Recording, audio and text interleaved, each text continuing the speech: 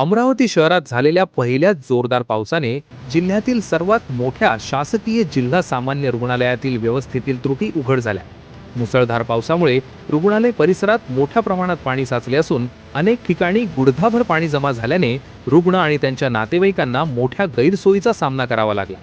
विशेष बाब म्हणजे रुग्णालयाच्या अतिदक्षता विभागात ICU मध्ये देखील पाणी शिरल्याने उपचार व्यवस्थेवर परिणाम झाल्याचे दिसून आले.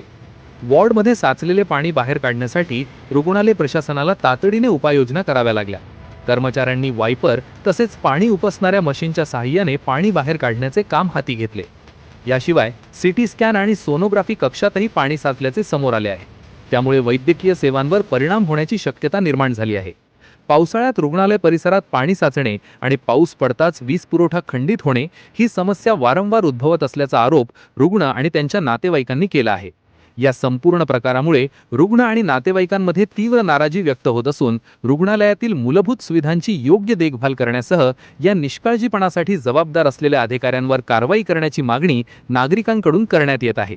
पहिल्याच पावसात रुग्णालयाची अशी अवस्था झाल्याने आगामी पावसाळ्यात रुग्णसेवा सुरळीत ठेवण्यासाठी प्रशासन कोणती ठोस पावले उचलते याकडे सर्वांचे लक्ष लागले आहे.